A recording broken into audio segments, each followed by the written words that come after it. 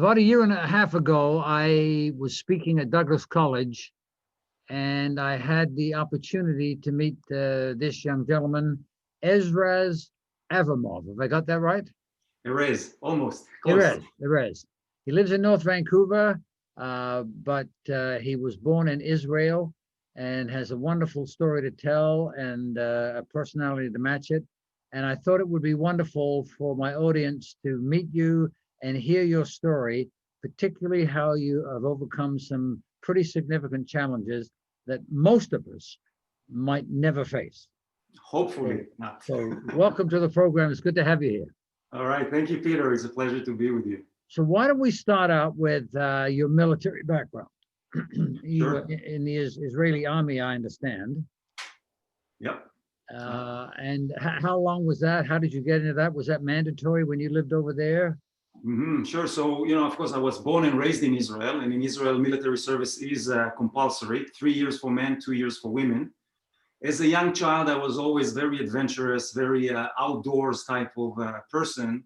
So my military career kind of reflected that. I was basically recruited to one of the top elite commando units in the Israeli Special Forces. And that experience on its own, these 3 years of very, very intense training, have given me gifts that are, beyond description. Military service is always a tricky thing. It could be very aggressive and harsh. On the other hand, it makes a man grow so fast that I haven't seen anything else that allows you to do it. So I just immersed myself in the experience. This is a Special Forces training program. It was 3 very intense years, and they build you as a machine physically, but also mentally. And I think that mindset really served me very well after I finished my military service and kind of started my journey of life, because life sure handled me some serious challenges along the way. So if I hear you right, in Israel, every young man has to do 3 years of military service. Can you pick what you go to? You can pick. You can't really pick. I mean, if you're really healthy, then you will be selected to be more in the combat units. They want the healthy guys to do that first. And if you have some health issues, then 2/3 of the military is administrative and support. So there are more positions away from the front lines as there are to be on the front lines.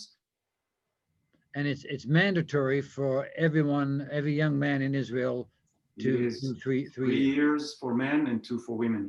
This is what the country is based on, unfortunately, due to the reality. I understand that. Yes. So do people, they just know that as soon as they are able to understand life, they knew at some point in their time, in their life, they're going to have to do 3 years. You do. From a very young age, you are destined to do this service. And for me, it was always very highly inspirational to serve in the best combat unit in the military. And there's a very distinct screening process that you go through, and only the best are selected to specific jobs. I can share with you my journey. We started 1,200 men, young men, the age of 17, and it was a full year of tests and screening, psychological, physical, and mental, all the way down to choose 13 guys that basically served in my unit. Wow. Mm-hmm. Wow. So what happened to those other people?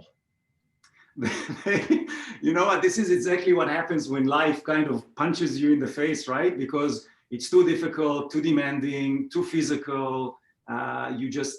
You can't really show up and do this kind of work. It is an intense process. So those who don't qualify, it's like with anything in life, you want to be the top CEO, but eventually you end up to be like a manager of some sort. So you end up in other positions, but you don't make it to the top. Now you've had at least one big challenge. I'm sure you had lots of challenges in your life, as we all have as business people. But you've had a major challenge that I want to be very delicate with. But you lost your right leg. Tell us about that and how that happened, and how you have dealt with that and responded to that and moved on. Okay. So this is, again, this is life. I was on the path, I'm married, I have two beautiful daughters, I run several businesses, and once you're in life, you don't really know what to expect. I was on my way to a business meeting on the Coquihalla Highway here in BC. It is the notorious highway from hell. There's even a reality show about it these days. And I was caught in a snowstorm up on the Coquihalla, which is not something I'm strange to. I climb mountains, I climb frozen waterfalls, mountaineering, outdoor guy. It wasn't the first rodeo on ice and snow, but this one was a very different experience for me because my vehicle hit a patch of black ice. And although I'm a very qualified driver, I used to race and do high level of driving operations, it was obvious to me at the time that there is no way I can control the vehicle. It spun completely out of control and it ended up hitting the concrete median between two lanes, flipped over the roof of the car. So I flipped in the air, landed on the roof of the car, sliding into the opposite lane. And what I was not expecting was a fully loaded semi-truck, an 18-wheeler that just crashed head-on collision with me. And that was my really life-changing moment because I was about to not be here, but this internal strength and guidance helped me to stay alive long enough in the vehicle until the security team, the rescue team came to cut me out of the car. And they couldn't bring in a chopper because of the storm. So I had to stay for about an hour and a half. I was broken completely. All my ribs were broken. My two lungs were punctured. My sternum was broken in two places. My femur was shattered into 17 places, open fracture. My liver was hurt. It was a life-threatening injury. And I've learned after that only about 3% survive such a collision. So I was extremely fortunate. And I think a lot of it has to do also with the mental state I was able to get myself into after the impact and to wait for the rescue guys, because it's funny when you're in these stages, you listen and you hear things that are away from you. And I knew that they were coming. I just had to survive long enough to enable them to get me out and get me to the hospital. So you were between Vancouver and Whistler. Were you close to Squamish? Where did they take you? I ended up in Kamloops because the accident happened outside of Merritt. So okay. I was taken to the Royal Hospital in Kamloops. Okay. Yeah. And how long did it take you to emotionally and physically get well? Yeah, so this was kind of the beginning of a very long and arduous process, because it is one thing to deal with a physical injury. And at the time, I didn't know that my leg was the most challenging injury, right? Because I was so severely injured. I was under induced coma for 8 days. I was a 50-50 chance to even survive this. So when I got out of it, all my other injuries were in focus to be healed, because I was in a wheelchair, I couldn't walk. It was a very, very difficult recovery. But after about 6 months, I was stabilized. And then I understood that my ankle, my right ankle, was the worst injury remaining. I severed a blood vessel and a nerve, which caused huge damage and immense pain. It's been 6 months of constant pain that I couldn't deal with. So that was the process where I really had to dig deep and bring in all the skill sets that I've developed throughout life. All this military mindset came into play, because this was a fight for my life. And this is a lot of us that are confronting challenges. And even now in this era of huge changes, I always say, you have to develop a warrior mindset. This is a battlefield. We always want life to be beautiful and gracious and peaceful and all of that. But life just doesn't operate that way. There's always something that is going to come your way and challenge you. And how you rise to the challenge, how you show up for it, is everything. So I was, again, very fortunate in my life to have had the ability to develop these skill sets that just seem to flourish under extreme conditions. So when I started to do my recovery, I realized that my right ankle would never heal properly. I was disabled. I was in wheelchair for 6 months, and then I moved into crutches, and I wanted my freedom back. It's like when you lose something, and I can relate to maybe one of the maybe the audience is going through, you lose something very precious to you, right? Be that health, be that someone close to you, be that even your business that you worked your entire life to establish, and all of a sudden something like this happens and it's taken away from you. There is this feeling of defeat, feeling of loss that can really spiral a person, especially I find it for men is very difficult. You spiral to the depths of depression and uncertainty and fear. And when those take over, it is extremely difficult to rise above it. And this is where these skill sets come into play. And that was my journey, was to really harness all this strength and just launch into this process of healing, recovery. And my first thing that I always do, and this is what I do with my business today with the men that I work with, it is what can we take control over when something devastating happens? I call them blast radius events, just life changes in a fraction of a second, or just it's a fundamental life change. You can only control what you have control over. And I will always say, it's the distance between the tip of your finger to your body. That's the radius of control that you have. And it starts with what you feed your body and what you feed your mind, because you have control over that only. Now, right behind you, it seems to me the name of your company, Life Rebuilder Yes. Academy. It would seem to me that this experience you've just talked about helped you decide what you're going to call your company. Is that correct?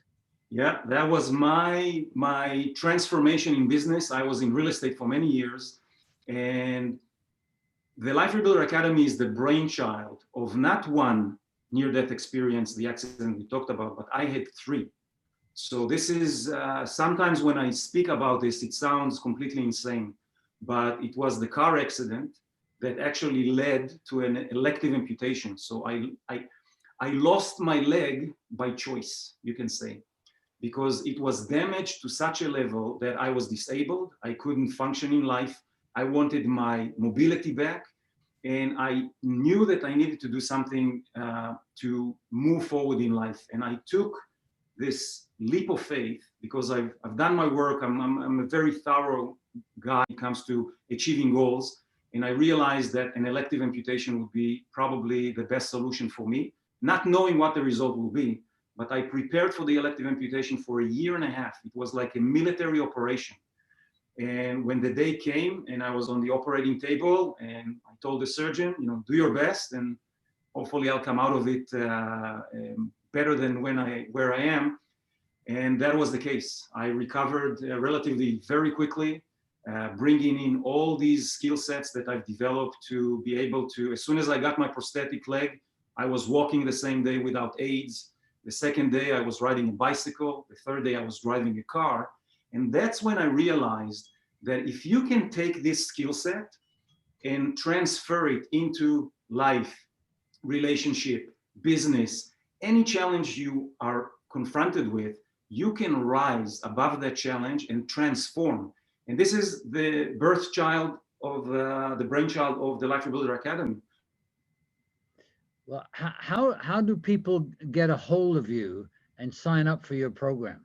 Sure. So with the Life Rebuilder Academy, and for your audience, Peter, what I do is I invite them to just join for a phone call, a free coaching call with me to see where they're at and whether I can help them with the Life Rebuilder Academy suite of programs. So they can they'll have my phone number and email, and they're invited to reach out. The number I've got is 604-767-2032, and they can get you directly on that. Correct. They can text me, they can call me, and I'm always available. I love to work with people, and I work primarily with men, and this is an open invitation. We'll take that, and we'll keep your phone number if people ask us. Would you like to close with one thing, one encouragement for the audience that are going through different challenges than you and I face? One thing that you could leave with our audience. No matter what you're faced with, there is always a way to not just overcome the challenge, but there's an opportunity there to transform and shift into something that you cannot imagine while you're in that dark night of the soul.